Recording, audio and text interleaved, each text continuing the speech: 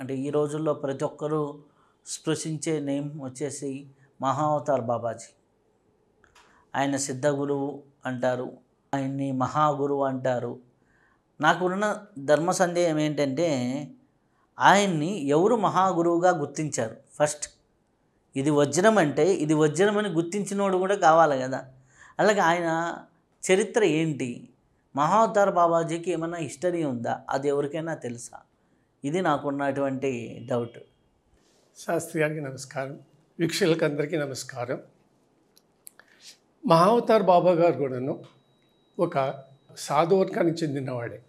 ఆ కాలంలో ఇప్పటికి కూడా హిమాలయాలు ఎంతోమంది వేల కొద్ది గురువులు ఉన్నారు. సాధకులు, సాధువులు రకరకాల పేర్లతో పిలువబడుతూ ఉంటారు. యోగి అని, అవతారం అని, మహావతారం అని, తర్వాత అవధూతలు, హంస, పరమహంస, రకరకాల అవధూతలు రకరకాలుగా ఉంటారు. ఈ మహావతారు కూడాను చెప్పుకునేటువంటి పేరు ఒరిజినల్ ఆయన పేరు కూడా అది కాదు. సాధారణమైన మిగతా యోగుల మాది హిమాలయలో వీరుడు ఒకరు. అది తటస్థంగా మొట్టమొదటి వారు చూసిన వరకు మనం గ్రంథాధారు ప్రకారం అథారిటేటివ్ స్టాండర్డ్ బుక్స్ లేవు. ఏదో ఒకరిద్దరు రాసేటువంటి బుక్స్ మాత్రమే ఆధారం. అదే ఫస్ట్ హ్యాండ్ ఇన్ఫర్మేషన్. అదే మహావతార్ బాబా గురించి. తర్వాత వేరే బుక్స్ లేవు. ఆయన జీవిత చరిత్రని గురించి కూడా ఫుల్ డీటెయిల్డ్ బుక్స్ లేవు. కాబట్టి మొట్టమొదట ఆ ప్రస్తావన తెచ్చింది పరమహంస యోగానంద గారు. ఆయన బుక్లోనే ఫస్ట్ సోర్స్ ఆఫ్ ఇన్ఫర్మేషన్, కొద్దిగా అథారిటేటివ్ కూడాను. దీనికి ఇంకా సోర్సు ఎట్లా పరిచయం చేయడం, మొదలు ఎవరు చూశారనేటువంటి ఇన్ఫర్మేషన్కి వచ్చినప్పటికీ లహరి అన్నటువంటి మహాశయుడు ఆయన ఒక ప్రభుత్వ ఉద్యోగి. ఆయన ధన్బాద్లో పనిచేసేవాడు, ఒక ఇంజనీర్ అనమాట. తర్వాత రాణికెట్ అనేటువంటి ప్రాంతానికి ఆయన ట్రాన్స్ఫర్ అయ్యాడు. గవర్నమెంట్ ఉద్యోగి ఇంజనీర్ కాబట్టి బదిలీపైన వెళ్ళాడు. పోయిన తర్వాత అక్కడ పనిచేస్తూ ఉంటే ఆ రాణికేట్కు దగ్గర ప్రాంతంలో దూనగిరి అనేటువంటి పర్వతాలు ఉన్నాయి. ఆ పర్వతాలు చాలా ఆకర్షణీయంగా ఉంటాయి. దట్టమైన పర్వతాలు, ఎత్తైన పర్వతాలు, తర్వాత జనసంచారం ఉండదు, అంత మంచు పేరుకొని ఉంటుంది. ఆ ప్రాంతంలో టూరిస్ట్గా దర్శనం చేయాలని వెళ్ళాడు. ఆ తిరుగుతూ పోతూ ఉంటే దారిలో మార్గమధ్యంలో ఆయనకి వారి ఆశ్రమం కనపడింది, మహావతార్ బాబా గారి గుహ. మొట్టమొదటే అక్కడికి వెళ్ళాడు. లోపల గుహలోకి పోయిన తర్వాత బాబా గారి దర్శనమైంది. మొత్తం చూసిన వారు లహరి గారే. మొదట ఇనిషియేషన్ ఇచ్చింది బాబా గారు కూడాను లహరి గారికి, అథెంటికేషన్గా. అంత ముందర ఎవరికి ఇచ్చున్నా కానీ మనకి గ్రంథస్థంగా తెలియదు, ఆధారాలు లేవు. ఉండొచ్చు, మీకు హిమాలయాస్లో యోగుల పని అదే, వాళ్ళు యోగం చేయడం, ఇతరులు బోధించడం. కానీ దీస్ పీపుల్ జనరల్గా సివిల్ యాక్సెస్ ఉండదు. సమాజంలో ఉండేటువంటి మనటువంటి వాళ్ళతో సంబంధాలు ఉండవు ఎక్కువగా. ఎవరో కొద్దిమంది ఆ టైంకి తటస్థంగా ఆడు ఉన్నప్పుడు, వాళ్ళకు గురిపడినప్పుడు ఆ వ్యక్తులతో పరిచయం చేసుకుంటారు.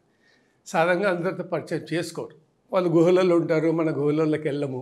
ఎన్నో గుహలు ఉన్నాయి, మానతాలు వందల కొద్ది ఉన్నాయి. 2-3 దగ్గర నుంచి వందల మంది ఉండేటువంటి గుహలు కూడా ఉన్నాయి. ఇది దగ్గరగా ఉంది సివిల్ లైఫ్ అంటే హరిద్వార్, రిషికేశ్ ఆ దగ్గర ప్రాంతంలో ఉండేటువంటి గుహనే. ఇది లహరి గారికి దర్శనమైంది. తర్వాత లహరి గారు యుక్తేశ్వర మహాశయునికి బోధించడం జరిగింది, ఆయన పరిచయం చేశారు. యుక్తేశ్వర గారు మళ్ళీ పరమహంస గారికి పరిచయం జరిగింది. ఇట్లా ఒకరొకరు ఆ రోజుల్లో చాలా కొద్దిమంది 7-8 మంది శిష్యులు తయారయ్యారు. వాళ్ళు ఫస్ట్ గ్రూప్ ఆఫ్ సాధకులు. మహావతార్ బాబా గారికి ఫస్ట్ గ్రూప్ ఒక 8 మంది 9 మంది ఉన్నారు. వాళ్ళ ద్వారానే ప్రచారానికి స్టార్ట్ అయింది. తర్వాత పరమహంస గారు గ్రంథం రాయడం అయింది, ఒక యోగి ఆత్మకథ. అది వచ్చిన తర్వాత బాగా ప్రచారంలోకి వచ్చింది. తర్వాత 1920లో ఈ స్వామి గారు అమెరికా వెళ్ళారు, యోగానంద గారు. అక్కడ ప్రచారం చేశారు. ఎక్కువ ప్రచారంలో ఉంది అంటే యోగము వెస్ట్రన్ కంట్రీస్లోనే, కాలిఫోర్నియా అటువంటి ప్లేసెస్లో ఆ రోజులో ప్రచారమైంది. ఆ రోజులో ఇండియాలో ప్రచారమే లేదు. ఈవెన్ లహరి గారు, పరమహంస గారు ఉన్నప్పుడు పెద్ద ప్రచారంలో లేదు. ఈ మధ్య కాలంలో కొద్దిగా పికప్ అవుతూ ఉంది, ప్రచారం అవుతుంది. అంతకుముందు ప్రచారాలు ఉండేటి కాదు. క్రియాయోగం అయితే క్రియాయోగం అనేది కర్మయోగము. మనకి భగవద్గీతలో ఎన్నో యోగాలు చెప్పారు. క్రియాయోగం అనేది కర్మయోగంతో సమానమా, లేకపోతే క్రియాకర్మలు వేరా? ఈ రెండింటికి వ్యత్యాసం ఏంటి? క్రియ, కర్మ ఈ రెండింటి మూల పదం వచ్చేసి సంస్కృత వర్డ్ క్రు అనే పదం ఉంది. ఆ పదం నుంచి వచ్చినట్టే క్రియ, కర్మ, పని, కార్యాలు ఈ పదాలన్నీ ఆ మూల పదం నుంచి వచ్చాయి. కానీ అప్లికేషన్కి వచ్చేటప్పటికి యోగ ఫీల్డ్లో దాని ప్రత్యేకమైనటువంటి భావాలు ఉన్నాయి. క్రియలు అంటే శరీరం లోపల జరిగేటువంటి కార్యాలు. శరీరం లోపల సూక్ష్మంగా ఏ అంశాలు ఉన్నాయో ఆధ్యాత్మిక సంబంధించినటువంటి అంశాలు, ఆ అంశాలపైన చేసేటువంటి ధ్యానాన్ని క్రియలు అంట. శరీరం బయట చేసేటివి కర్మలు. అవి మానసికంగా ఉండొచ్చు, శారీరకంగా ఉండొచ్చు. మనసా వాచ కర్మణ అంటాం కదా, అట్లా కూడా కర్మలు చేయవచ్చు అన్నమాట. ఈ కర్మలు కర్మేంద్రియాల ద్వారా జరుగుతాయి. క్రియలు వచ్చేసి అంతరేంద్రియాల ద్వారా జరుగుతాయి. క్రియలకి కర్మ, కర్త, భోక్త ఉండరు. కర్మలకు కర్త, భోక్త, తర్వాత ఫలితాలు కూడా ఉంటాయి. ప్రత్యేకమైన డిఫరెన్సెస్ ఈ రెండే. శరీర అంతంలో జరిగేటివన్నీ క్రియలే. అనాది నుంచి గ్రంథాలలో ఉండేది యోగం కానీ ధ్యానం కానీ ఇవన్నీ శరీరం లోపలే జరగాలి. అంతరేంద్రియాలకు సంబంధించిన ధ్యానం, దానికి క్రియలు అంటారు. క్రియ యోగం అనే పేరు ఆ కాలంలో లేదు, కానీ క్రియలు మాత్రం ఉండేటివి. ఆ క్రియలే చేసేవారు. తర్వాత కాలంలో దీనికి క్రియాయోగం అని యోగం యాడ్ చేశారు.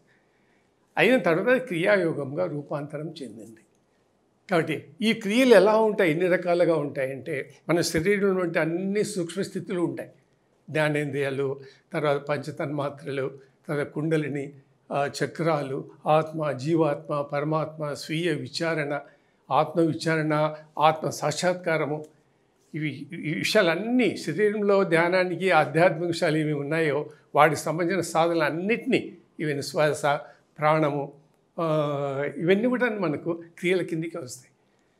తర్వాత అంతఃకరణాలు, ప్రాణాలు, అంతర్క్రియలు, పంచతన్మాత్రలు, ఇవన్నీ కూడా క్రియలే. శరీరం లోపల జరిగేటి, బాహ్యంగా జరిగేటన్ని కర్మలు. కొన్ని కర్మలు మానసికంగా అంతరంగంగా ఉంటాయి. ఎందుకంటే కర్మల్లో మనసా వాచ కర్మణ చేయొచ్చు కాబట్టి కొన్ని అటు ఉండొచ్చు. కానీ మొత్తం క్రియలు అన్నది అంతరంగంగా జరిగేది. దీనిలో సాధన కూడా ఎలా ఉంటాయంటే అన్నీ ధారణ, ధ్యానము, సమాధి, హృదయము, ప్రాణము, మనస్సు, ఏకాగ్రత, మాయ అన్నటువంటి విషయాలపైన ధ్యానం జరుగుతుంటుంది. అందుకే ఇది శరీరం అంతరంగంలో జరిగేది కాబట్టి వాటిని క్రియలు, క్రియాయోగము అంట. దీనిలో స్వాధ్యాయం ఉంటుంది, ఈశ్వర పరిధానం ఉంటుంది, తర్వాత దోషాలు కొన్ని ఉండకూడదు, అవిద్యా దోషాలు అంటారు. అవిద్యా దోషాలు ఉండకూడదు, అది కూడా క్రియనే. ఇట్లా సూక్ష్మంగా శరీరం లోపల జరిగేటువంటి కార్యాలన్నిటికీ క్రియా అంట. దాన్ని యోగం యాడ్ చేస్తే క్రియాయోగము అవుతుంది అనమాట. ప్రతి అంశానికి యోగం యాడ్ చేస్తే, యోగం అంటే ఏంటి, అల్టిమేట్గా భగవంతుడికి చేరేటువంటి ఏ యొక్క సాధన సరే యోగమే. ఇప్పుడు గీతలో 18 అధ్యాయాలకు 18 దానికి యోగా యోగా యోగా అని పెట్టాడు.